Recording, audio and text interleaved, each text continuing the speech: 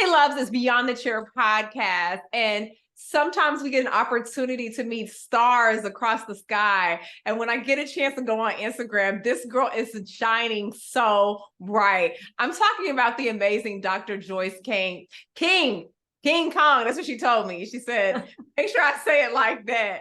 I am so excited, Joyce, to meet you. Welcome to the show. And thank you for agreeing to do the show. I'm so excited to be here. I see you on Instagram too.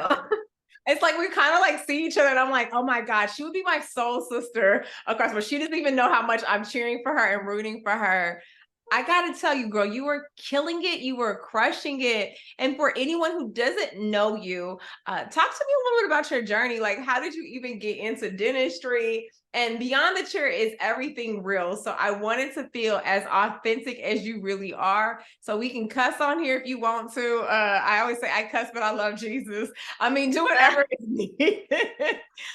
Tell me a little bit about yourself. Like, how did you even get into dentistry in the first place? That I think the getting into the dentistry thing is kind of the boring part. My mom's a dentist, so I'm okay. I was a dentist, so I went into dentistry because I grew up like in her office. Okay. But I think where things kind of went differently is she was a practice owner and she worked a lot. And I remember growing up thinking I'll be a dentist, but I wanted to not own a practice, work 2.5, 3 days a week, go to Pilates, be like a really cool Pilates mom with like a part-time dentist job. So that like was like my goal in life. Normal lifestyle. You wanted to have a normal lifestyle, right? Yeah, like I wanted work-life balance or whatever. Yeah. But then fast forward to now, I own my own practice and I work 4 days a week clinically. I do Instagram on my Thursdays, which is today, my day off. And it feeds a lot of like patients into my practice. And I sort of started that kind of by accident too. But yeah, that's where I'm at now. I'm grinding. I have a drilling business. You're like a social media thing. No, you're crushing it on social. I mean, and so funny story is I found out about you through Avi Patel. He was like, do you know who Joyce is? And I was like, no, I haven't come across her page. He was like, you gotta follow her. Like, she's a beast. And from that moment on, I was like, who is this like star? Like, how is she just killing it and crushing it? Talk to me a little bit about that. Like, how did you even stumble upon your success with Instagram? As you just said, you're like, it just was an accident. Girl, if that's the accident, sign me up for it because you are doing it. How did you start? You know what's funny is I think I connected with you through Avi too, because I think that's where I first saw your name. Is like I had just met him at this conference, something like that. Connected with him, and then I saw him having brunch with you. So I think that's how we connected. Okay. Yeah. But social media, like I started on Instagram 2018. So it was by accident when I first started, but like up until now, it's really evolved where things I do, it's not really an accident. Like it's a grind, especially like social media, it takes up a lot of time. Yeah. People think it's like so easy, you just hit post, but it's actually like not that easy. Especially when you have a full-time job. I mean, and you're consistent in your content rhythm and everything. And I'm pulling up the run of the show. So guys, I'm not being disrespectful. The run of show is on my phone. So let me make sure I'm also doing that as well. But like you put a lot of energy and effort into it. And so today I want to talk about on our topic, how to be a successful dentist, entrepreneur, boss, beesh, if we want to say it like that, right? And still crushing it on social media. But before we get into that part, my favorite part of the show is, girl, what are you drinking? And what I'm asking is how do you decompress after a long day? Like, you know, the grind, you know, it's intense. So it doesn't have to technically be alcohol, but what are you doing beyond the chair to become back into Joyce mode, back into who this woman is? For me today, I am going to say I am drinking a Red Bull. Apparently, I decided to do so many things in today. So no alcohol needed, girl. I need all the energy, all the vocal stylings. I done worked out, got my hair done. It's been a day. So I'm a Red Bull girl today. What about you? What are you drinking? I'm a daily wine drinker. Like every night I drink wine. I love it. I'm trying like not to, but I'm trying to get pregnant. So which is exciting stuff, but I'm like very much like I'm gonna drink until I find out I'm pregnant and then I'm gonna not drink. So we'll be good there. I love it. Is there a red or a white? Which one are you doing? I will drink. I like red. Well, it depends on my mood. I like both. I drink red on the daily and then I'll drink white if you give it to me. I like that too. And I'll drink like the cheapest wine. It's not even fancy stuff. I just like de-stressing with my wine. I love it. I love it. So if you guys want to get to be her BFF, send her a bottle of wine. There's no problem with that. Shoot me up a Red Bull today in the virtual space because I absolutely need it. So Joyce, let's talk a little bit about your social media platform. For those who don't know, you're over like 100K followers, right? And that is on Instagram. TikTok, I'm not a big TikTok person, so I don't know your analytics there, but I'm sure you're crushing it there too. How are we doing on TikTok? We have like 400K. Yeah, we're doing good. She like says it like, guys, it's like not that big of a deal. We're like almost 500,000 and it's just a day. So talk to me a little bit about, can you share a moment where social media positively impacted your dental practice and you weren't expecting it to do that way? Oh my God, no. Social media has seriously changed my life. I don't know where I would be without it because just to give a little backstory, I graduated when I was 23 years old as a dentist, and I'm Asian. Like I look young, so I've always struggled with like gaining the confidence of patients. Early in my career, I'd like walk into operatories and people would be like, "No, she looks like she graduated from high school," and they'd want to be treated by someone who looks older, maybe like with a beard. With So a hunch that in was their back, something right? I dealt with. Like a hunchback. Like he's supposed to be in my mouth, right? Yeah, he looks like he has enough experience. So like, and then the thing when you're Asian is like you never look old enough. Like you could have 10 years, like by the time I was 33, people would still be asking me, how many times have you done this filling? That's like such a not what's the better word for degrading? It feels degrading when you've worked so hard for your career to be like always undermined.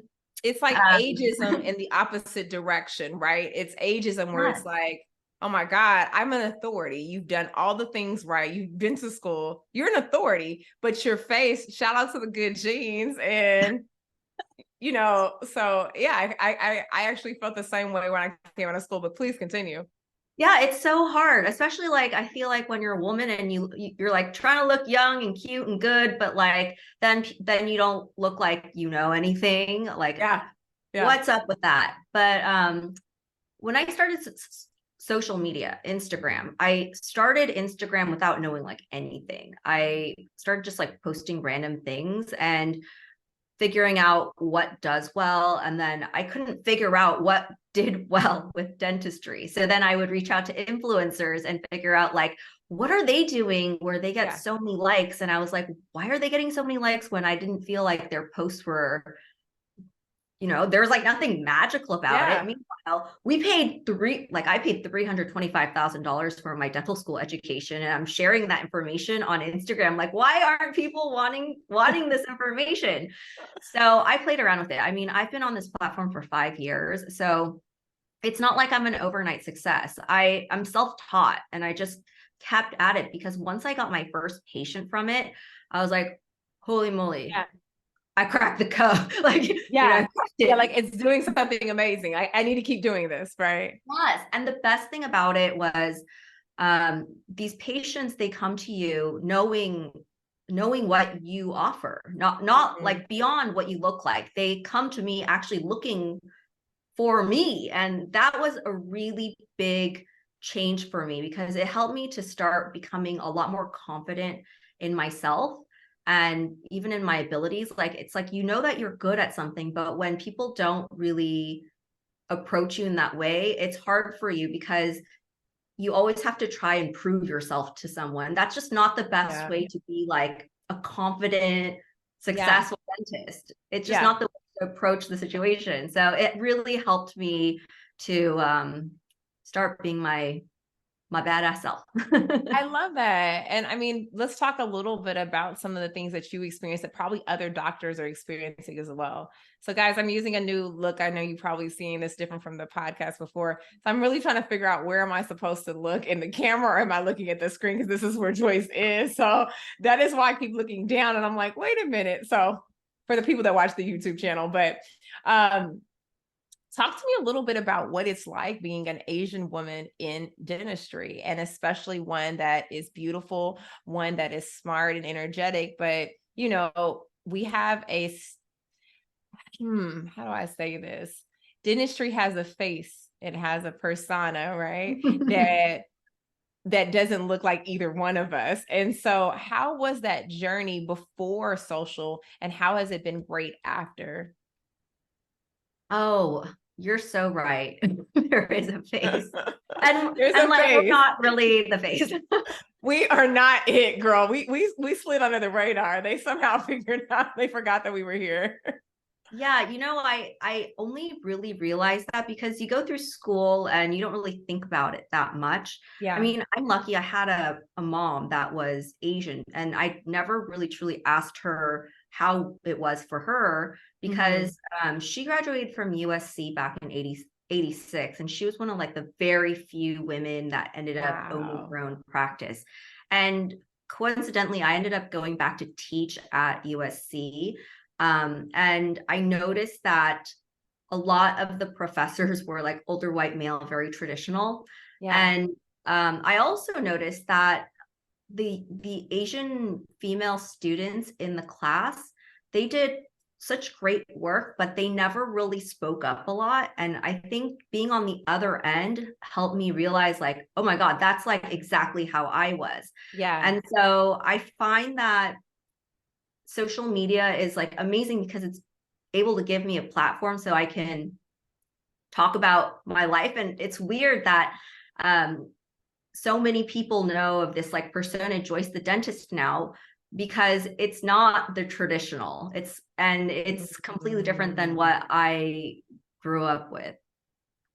Yeah, I want to commend you on that too, because I recognize that independence, that vulnerability that you're showcasing. And it is faces like you that make us excited about where the industry is going. It's faces that are changing the space of dentistry. And I'm so excited before you, because all of the women that you're empowering, that are behind you, that are looking to you for guidance, for support, even the ones that you verbally don't know, that are saying that, I'm cheerleading you on to say, continue that journey, that path, because myself included, I also had a very similar story. So I came out before social media was even a thing.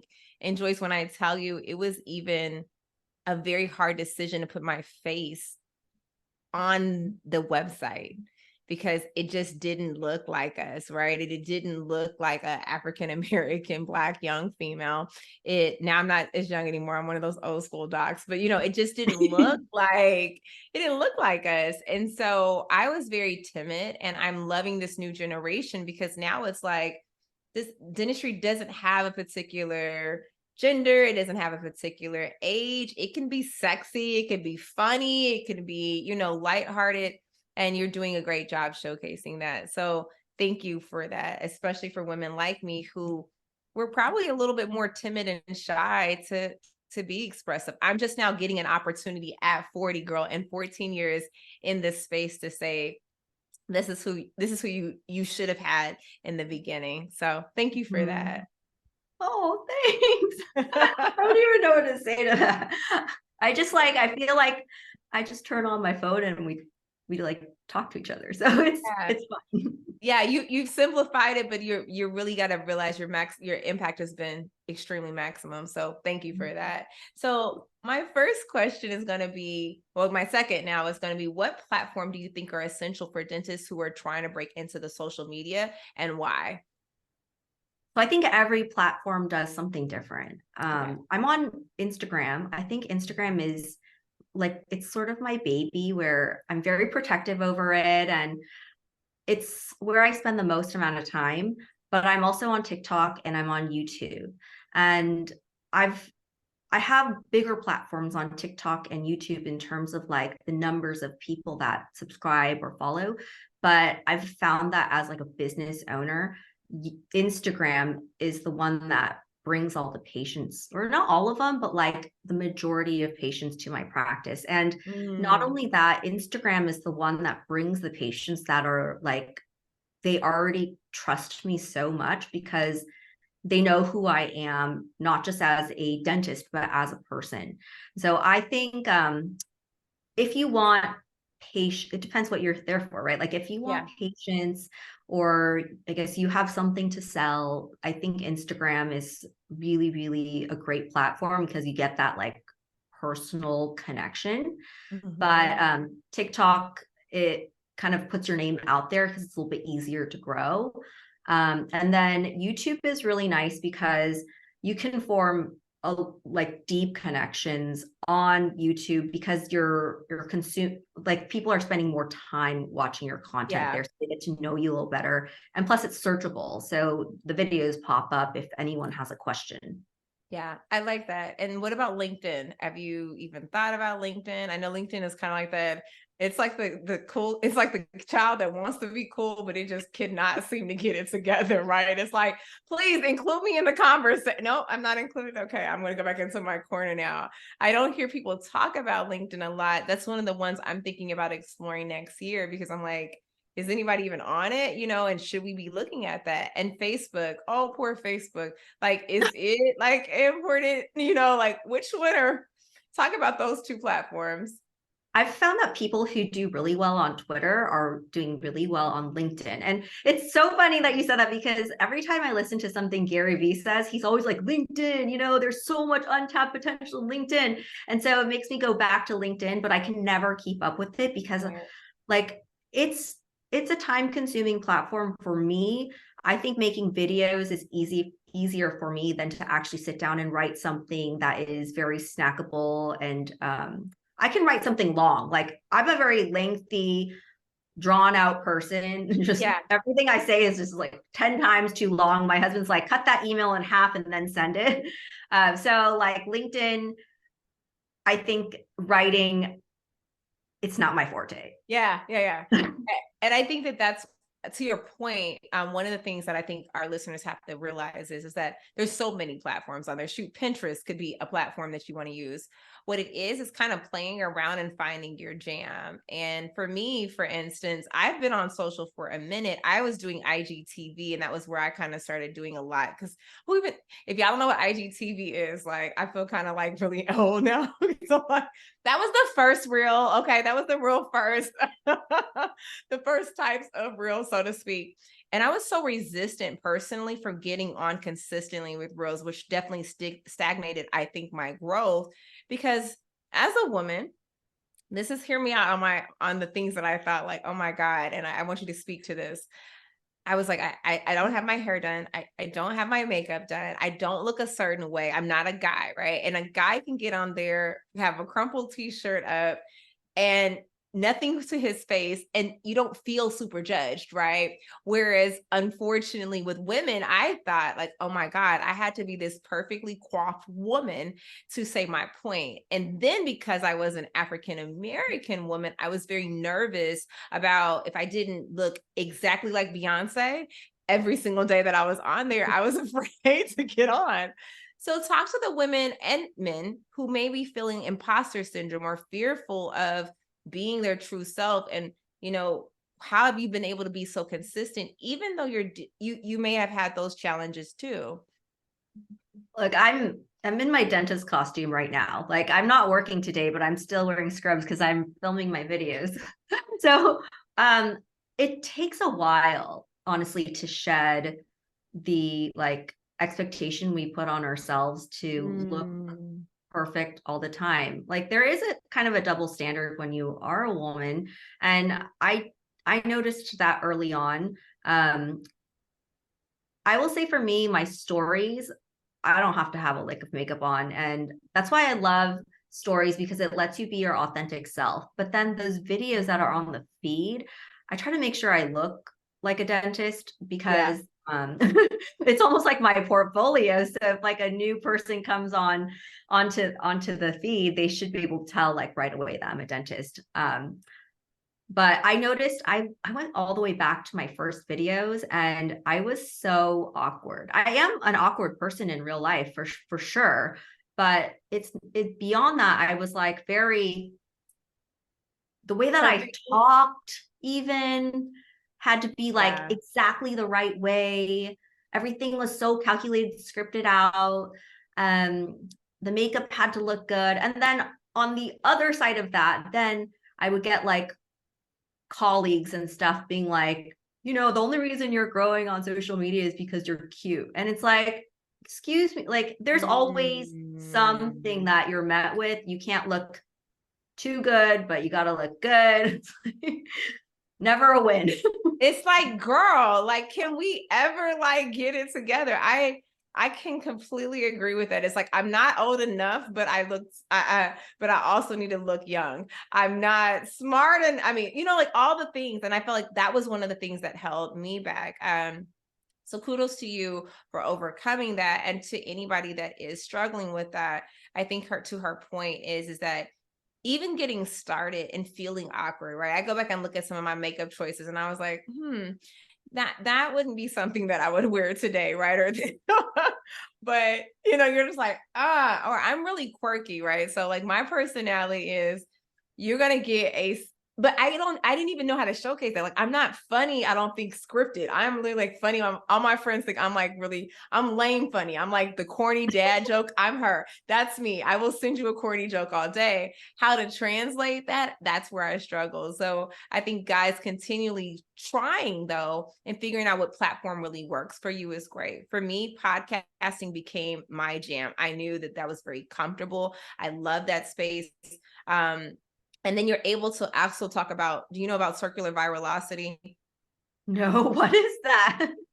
Well, I think you're kind of doing it anyways, but I learned about it through Brendan Burchard, who is like one of those motivational speakers, right? And so he talks about having one form of content and then splitting it up into different avenues, right? So in my podcast right now, what I do is I take the audio from it, and that is my newsletter. So you get a lot of content from there that way. So if you're an email person and you're like, yeah, that's my jam, then you're going to get a form of feedback from me there. We cut up the videos into reels, right? Which goes on to the Instagram page, and you can use them for YouTube shorts. And then in the long version of my podcast, which is what we're taping now, the audio goes on the podcast platform, the videos go on the YouTube. And so that's where they talk about that one form of content, multi-purposing it, doing different things with it. I think you're probably doing very similar to it. You just didn't know that was the name for it, What was the maybe. word again? It's so It's fancy. called it's called circular virality. So I you love see, that. yeah, right. It's kind of fancy, put a little spice on it. But yeah, I mean, essentially, you're not sitting out here trying to do all these different forms of content. You have your zone of where you figured it out, and then you kind of maximize the potential in that one piece of content, Yeah, I could totally see you being like in your happy world This is doing podcasting. Like you're yeah. so good at it. Like you have good energy and it like comes through. I thought about starting a podcast like so many times and I realized when I would sit down, I'm not a podcasting personality. Like it's just not my forte. Even though I could do it, I You could don't think totally that do I would it. like love it. No, and I think that, but like to your point, like TikTok, I don't even, girl, like that's not gonna be me. I just know it in my whole heart of hearts. I just can't get to it, but you crushing it. I mean, literally think about that. 500,000 people are your tribe. And so again, to everybody listening, really making sure you figure out what your zone is, and you got to do trial and error with it, because it's taken me some time to figure it out. Joyce has been on the platform for quite some time, she said, and really getting her rhythm there is important. My next question to you is, what are the key components of successful social media strategies? Like, what do you feel like is that great gumbo, that mixture that is like, this is what tastes good and everybody else is going to like to eat it as well? The gumbo. The gumbo, all the good parts. You mean like forgetting patience, or Well, more about what like for people purpose? who are trying to figure out their content rhythm, right? So maybe for Mhm. the listeners here, they could be that their content rhythm is going to garner them patience, right? So what is the secret sauce for that? Or maybe they're trying to build their personal brand, because I think dentistry has changed so much dramatically that, like, I'm at SmileCon and I get a deal with Listerine. I'm like, that was unexpected, right? But there's so many different avenues for dentists. What do you feel like are those key components to make you actually be a person? How are you so successful? What are the 3 things or the 4 things that are a part of your mix that make everything great? I think probably, like, I don't have a viral personality. I realized that very early on. What I succeed in is consistency. I am consistent. Like, No, I say have it louder. I love it. I love it. She is. I'll say it for her. She says she's consistent as fuck, and she is. It is not a day that goes by that I don't see Joyce on the screen. I love it. so, like, I've been on Instagram for 5 years, but I've never missed 1 week of posting on Instagram. And, like, I say that with pride. One of the things that I like got a award for when I was in high school is not like I was the smartest or whatever. I got perfect attendance. Yeah. And my dad was so proud of me. He's like, you know how hard that is? I was like, yes, I went to school when I did not want to. And Every same thing with day. Instagram. Like, I just show up all the time, and I've created like a system for myself so that I can show up. And I think people they underestimate what that really means. Like, they just think it's like, oh, you're making videos and you hit post every single week. But really, what that conveys to the people that follow you is like, it's you're reliable. Like, you'll be there. You show up all the time for yourself. You show up for them. Like, you're going to be there for them. And I think when people are searching for like a dentist, they do want somebody who they can rely on. They don't want somebody who like just falls off the face of the planet for like 5 months and then comes back and is like, hey, remember me? Like, life got busy. And I know, you have to do what's right for you, because sometimes things happen in personal life, and that always takes precedence over. But what I've done is, like, I've created like a system for myself where I'm able to still keep posting even if something does happen to me. So the videos are ready to go. And creating that system is, I think, what will take you to that next level, because you have to keep showing up. Your video doesn't have to do well every time. I have tons of videos Right. that flop, but it's like, it doesn't matter to me because I have my next video is coming. So Yes. You're like, say less. I got the next one is on the next one is on the next one. Talk to me yes. a little about your system. Like, what I like, and like, not like, you don't have to go into like a whole lot of detail, but like, kind of for people who are like, well, what is the system? What works for Joyce, and what works for you may not work for someone else, but like, what's your content rhythm? Yes. So before I had the baby, I would actually just like make videos and post them as I go. But that stopped working because once I had the baby and I have to work, it became really hard to stay consistent. Yeah. And so what I do is I started batching content, and I don't do it like per month. Like, I know some people that do it all in one day for the entire month. And I feel like that's very difficult to do because like trends change and things like that. So I batch 2 to 3 videos per week. And Okay. then earlier on, when I was actually growing the surplus of videos that I could rely on if like my kid got sick or we went on vacation or whatever, I would just batch one extra, and that would go into like my surplus. So in the future, if I ever needed to reach into my little surplus, then I could. And that's how you start like having a healthy relationship with social media, because you don't want to be like, you know, taking your ring light on your vacation. You're like, here, everybody, I got to do a video. Stop, guys. Like, I can't really enjoy the Mona Lisa. I am trying to record whole content, right? Yes. How ridiculous would that be? Yeah. Well, and so again, my sister, I like to reference her. She's been on the scene for so long, and she's one of those people that has like, I think this is the conversation yesterday. I have 230,000 followers, and I'm like, she's been a boss, right? And so when people see her, they're like, oh my gosh, she just did it overnight. And just like you said, I was like, no, Carmen has been doing this since, oh my God, like when Instagram wasn't even a thing. And I kept being like, why are you doing that? Like, oh my God, like nobody cares what you're eating, right? And she's consistent though. She's very consistent, and her content rhythm is, I saw that she loved on vacation capturing content. And what I realized about some social media influencers that are a little bit different than us as like providers or healthcare workers is like, they actually enjoy it to another level, because their job is to really bring you into this actual experience. So they enjoy creating the experience, right? For us as providers, we didn't go to school for any of that. So therefore ours is like, this is a marketing strategy and you can enjoy it, but also there has to be a very clear separation from your work and your life, right? Would you agree about that? I mean, she must be the full-time Full content time, creator. full time. Yeah, that stresses me out.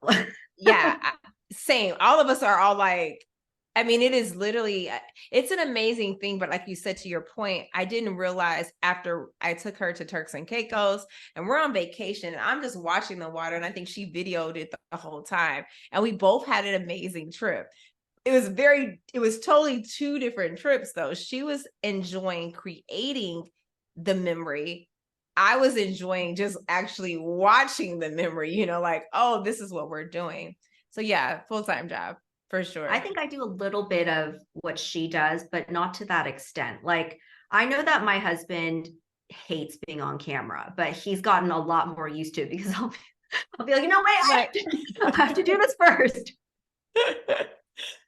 And what about your kids? Like, is your child on? I think you just posted because you guys just went like to a restaurant. I was watching your story somewhere you just did, and I was like, oh. I have so many videos of him. I'm so happy that I'm used to taking video. Before I did Instagram, I had no photos of myself, no videos of myself. Like we were talking about, we didn't really like do that. I mean, that wasn't normal back then. That was never in a course curriculum. Like, hey, girl, and by the way, let me show you how to go Instagram viral. No, nothing. Like even holding your phone and doing like a Instagram story. A lot of people ask me like, how did you start doing Instagram stories? I'm like, well, you just have to keep doing it because it's not normal. We didn't have to do Not. this back in the day. Like this is now considered normal, but it's like totally not normal. It's not normal. When I was doing the video at SmallCon, I'm like taping, like, here, this is me walking up the steps. Okay, let me go back downstairs and pick the camera back up. So it's totally not a normal flow, but you're done a very good job of that. So how much time should a dentist spend on social media? And I'm not talking about just creating the content, but one of the things that I think is great about you that I've got to learn how to do is you engage. At first I was like, is this Joyce for real, for real? But then I'm like, it is her. How is she doing this? I think engaging is one of my favorite parts of the platform. Like especially the DMs. I love the DMs. Like stories and DMs are my favorite. I don't really like the reels. I Really? I don't Okay. I don't even want to make like that sort of content. I do it because it's what gets me out there, Uh-huh. and it's value driven for people. But Right. like, I love the real dynamic of stories and the conversations with the DMs. So Mm. what people think takes up the most amount of time is they think the content takes up the most amount of time. The content I make in like 2 seconds now, like because I've been doing it for a while. In the beginning, no, it took me forever. But now it takes me 2 seconds. What takes me a long time is interacting. Okay. Okay. Um, for me, I hate the DMs. I do not slide in them. I will. almost forget that I read them. It's like I'm terrible at texting. Maybe are you good at texting? No, I'm so bad. I was like, okay, there has to be a correlation because all my friends are like, you're the worst texter. And I'm like, I know. That's how I do DMs. I'm like, I read it. I'm like, oh yeah, let me respond. And then I completely like fade out to the background. I'm like, oh my God, did you get what you needed? So it's totally a thing of consistency showing up. How many hours do you feel like you spend on social? I don't know. Okay. So I post videos maybe 2 to 3 times a week. Okay. That's the consistency part. The stories, it really depends on like how busy the day went. One of my like little mini rules is I try to do at least 2 minimum, which I usually do more actually Okay. because I love it so much. But Yeah. I do one in the morning, one in the afternoon. And then I try to spend some time going doing like comments. Like if someone leaves me a comment on my video, I try to respond to that comment if it was done within an hour. And then after that, you kind of have to let it go. Yeah, yeah, yeah. I see that you're really good about responding back. That was one of the things that I was very impressed with. I'm like, oh my God, like how does she have the time? And so for the dentist that is practicing, is that something that you do like in your morning ritual? Like it's like, girl, where? Tell me where? Like where, friend? Where do you do it? Like how do you do it? Oh, it gets kind of hectic. It's the Yeah, baby's fault. Before I had the baby, I was like able to do it and it would be such a piece of cake. But like yeah. I just have to get everything ready. And I do hit post and then I try to do like 15 minutes before the baby wakes up Okay. after I hit post. And then once the baby wakes up, then I do all his thing and then I drive to work. And then if there's like a pocket of time before I see my first patient, then I catch up. But Gotcha. sometimes like with dentistry, it's so hard to do social media because for me, I actually feel like it takes up two different like compartments of my mind. So Yeah. it's hard for me to switch gears from one to the other. And I don't know if anyone else feels like that, but I'm a very like block day sort of person. Like Thursday is my social media day. That's when I get to be creative and do things. But the rest of the days, it's really hard for me to be creative because I'm in my dentist zone. Girl, yes, yes, it is very tough. I am and we were talking, Avi and me talk a lot, and we're just kind of like, of course, bouncing ideas and building courses and things like that. And one of the things that I told him was, and I think dentists feel this way, we are jumping from so many subjects every single day. And I'm like, it's crazy because in a hospital, the cardiologist is not thinking about HR and marketing and what time the patient didn't like. They're just not having to do all of those things. But as an entrepreneurial dentist, you absolutely have to. And when they come at you, because the team comes at you, right? Girl, you're jumping from algebra to English to science to bio. I mean, Mhm. you're just in so many different ways. So for me, when that is happening, I don't have any creative space because I have to pour so much energy into actually the craft of what we're doing. Do you think that doctors should stop practicing full time and now go to, only practicing part time to compete with the social media, or for the ones that are like, how do I do my everyday bread and butter and still have time to make the content? Oh, I don't know. I mean, I'm doing it, but I it's so hard because like social media is hard for dentists because our time is sucked up doing other things. And Yeah. that's why like there are so many benefits to being a dentist on social media from a marketing perspective. Like other things in marketing, a lot of it we're able to outsource. Like we give it to a marketing company and they put out Yeah. the Google ads and stuff like that. But really, when you do that with social media, it doesn't really reflect your brand super well. It doesn't Right. end up looking very good. And a lot Yeah. of these marketing people don't really understand social media the way they do like traditional forms of marketing. So it's like you either do it yourself or you don't, or you outsource it, but it's kind of like, well, Yeah. it's a very difficult place to be in for dentists for sure. And especially like we are all not taught how to make videos. Can and we talk? Can we have a I just moment? feel for them. Can we have a moment of silence for that? Because like my husband has this video of me sitting in the screen just like this. because, and I mean, I'm literally like, glasses are half off. I'm like, what the hell am I gotten myself into, right? Because that isn't our strong suit. And so what I had to realize, and what I encourage all doctors to realize is you went to dental school, right?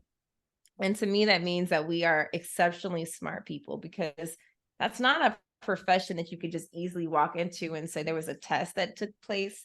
You were interviewed over thousands of people to actually become an actually practicing dentist, which means to me that you are motherfucking superheroes, right? Like, that's, let's call it what it is. Okay. You are not average by any means necessary, which means that you can also learn, if you can do all of those things that we had to learn in dental school, this is something that you can learn too. It's just about systems and strategies. It's figuring out a way to block off the time to be able to be successful at it. And as perfectionists, right? It's kind of hard sometimes for us, because I think that there's a very strong A-type personality that gets into this crap. It's like, I need things to look a certain way. And that trickles down into content too. What do you think about that? Like, you just took the words out of my mouth. Like, perfection is the enemy of execution when it comes to content. And here's the thing with dentists is, like, we all have that personality inside of us. And that's sort of the struggle that we have with social, it like flows into social media. Because every time I talk to a dentist, they're like, I don't know where to get really started. Like, who do I hire for this? And I'm like, you're overcomplicating it. Like, one of the things that I always tell people is, like, keep it simple. You have to do this for the long haul, like for forever. Like, if your business is still a business, you're going to be doing it for a really, really long time. So, like, keep it as simple as you can. Like, don't make those videos overcomplicated. You want like a certain, obviously, like, level of quality, but it doesn't have to be like so professional. Like, some of the videos I make, it takes me like 8 seconds and I'm not even talking in it. Like, keep it simple, keep it something that you can do for a very, very long time. If you overcomplicate it, try to like create this like amazing brand that's so polished, there's going to be one day where you don't have those same people that are working with you or those resources, and it's going to be very hard to keep up. Yeah, I agree. So how do you figure out content that resonates with you to create? That resonates with me. I don't think I make content that, maybe I'm not understanding the question. I always try to think of like what things people don't know about what we do. And then I try to make the videos based on like something that would just blow their minds. Like, did you know that tea can stain just as much as coffee? Is like one of the ones I did. And it's not life changing, but it's kind of like, oh, I didn't know that. I really want the content I make to like pique their interest in dentistry. So that's the question. You completely answered it. It's like, you pick content, or you probably watch content that makes you go, I didn't know that, right? Yeah, it like brings that was dentistry into their world. That's what I want. How did you realize that was going to be your or your like your flow, like your rhythm? How did you figure that out? Was it that you created different types of content? You're like, oh no, I really like this one. This is a good one. Or was it just something that you were like, yeah, I like when I watch videos, these are the things that I'm interested in. So I think they would be interested in this in dentistry as well.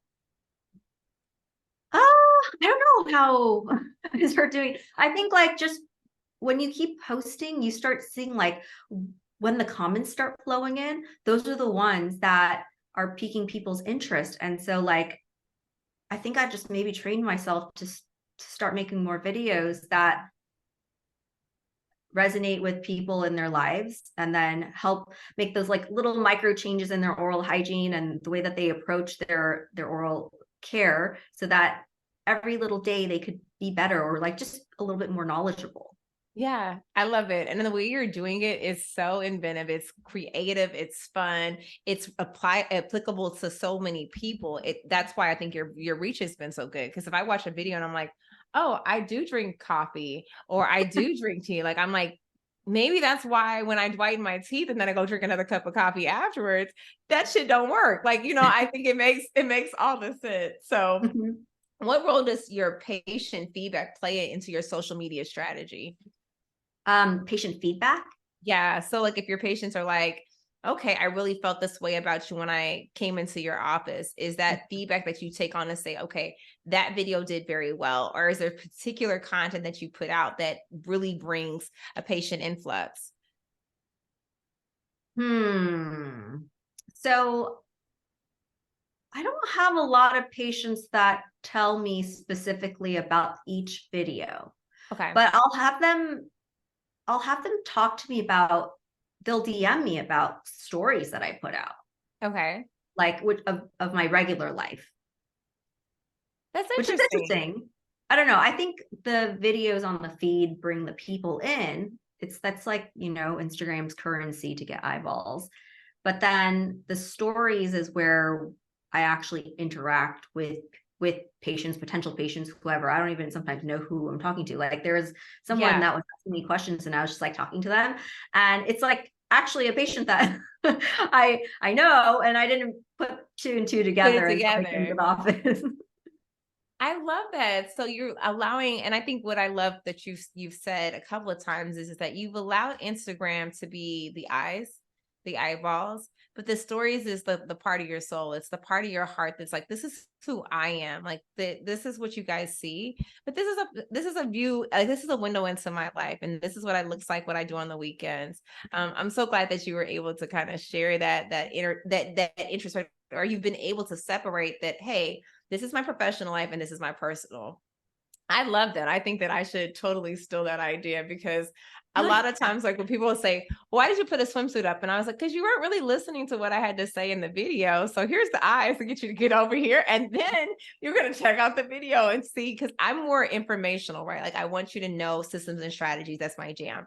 But the swimsuit picture is the one that's like, oh, she's a pretty doctor. And I'm like, yeah, by the way, did you listen to the Beyond the Truth podcast? Yeah, it brings them full circle. Yeah. I completely agree. Well, I want to go ahead and take a moment to do our fun part of our segment, which is the quick fire questions and answers. So this is the stories portion of this podcast. Okay. So we want to know a little bit more about you behind the scenes. So answer the question is the first answer that comes to you. The first one, I love sex or chocolate.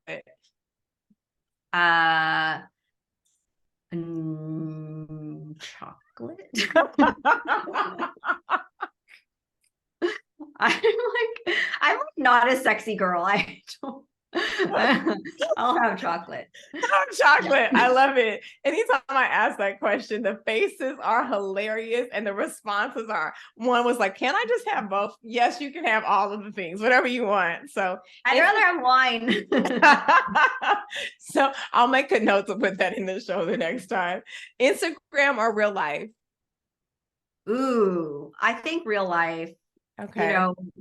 But Instagram is like almost weirdly a part of real life now, but like ultimately when the phone is gone, there's still so much like sweetness in real life. Like nothing can replace that. Yeah, I completely agree. Walmart or Target? Target. Louis Vuitton or Gucci? Shop at either of those places. I love it. Love it. All right. Tequila or whiskey? She said wine, guys. Tequila. Tequila, though. Okay. I love tequila. Cats or dogs? Dogs. Pancakes or waffles? Pancakes. And outdoors versus indoors? Indoors. I do not go outdoors. Like, no, the sun.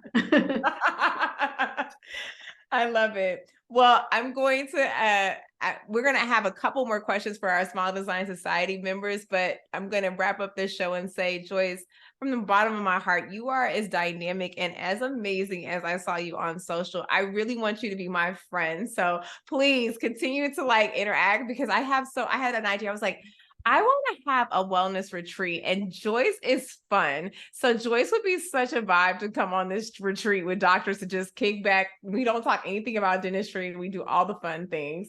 That's one of the things I had thought about when I saw you. I was like, she would be so much fun to have on the trip for sure. Have you talked to Dr. Avi about this?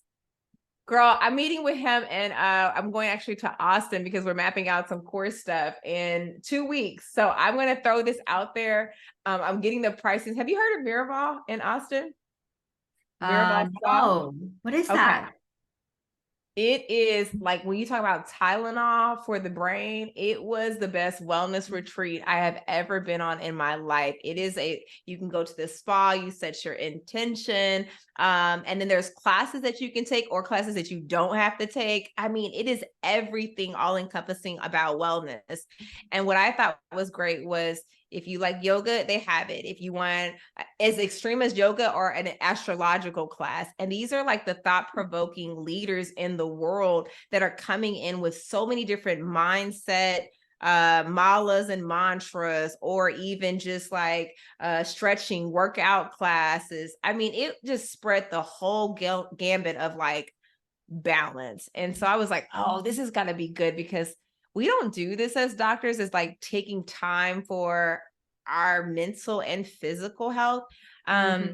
And you can literally go there and not do anything at all and just stay in the spa. And the spa is fabulous. So I found out about Oprah. Oprah used to take Gail and they used to go. And I was like, well, if Oprah can go, I mean, It's good enough for her. if it's good enough for Oprah, I think maybe I should be able to do it. So I'm going to talk to him about, I will definitely talk to him about it. And we should all collab and have, something for people to have a great moment of just enjoying all the fruits of their labor. That's really kind of the jam that I'm on. I'm like, we work hard, Yeah, it's time for for us to. sure. Like I think dentists are kind of they're craving something like this. Yes, we desperately need it. And that was why I'm like, for me, when I got out of school and I went straight in, nobody was talking about how not to burn yourself out. And to be Oh, honest, nobody. nobody, right? Your mother is a dentist. Did you ever hear her say, like,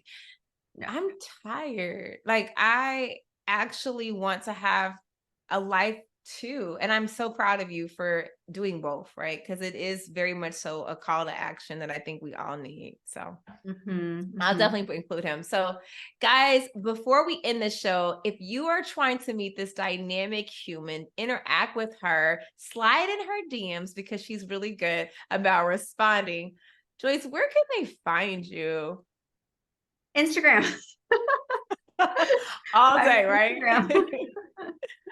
You guys can find her. And what's your Instagram handle? Joyce the dentist. Awesome. And Joyce, also too, is there anything amazing coming next year for people to be excited about? Amazing. No, not real. I mean, I'm just chugging along. I have a Facebook group for dentists. I saw that. I'm about to join. You have 300 members. I need to be in the mix. Yes.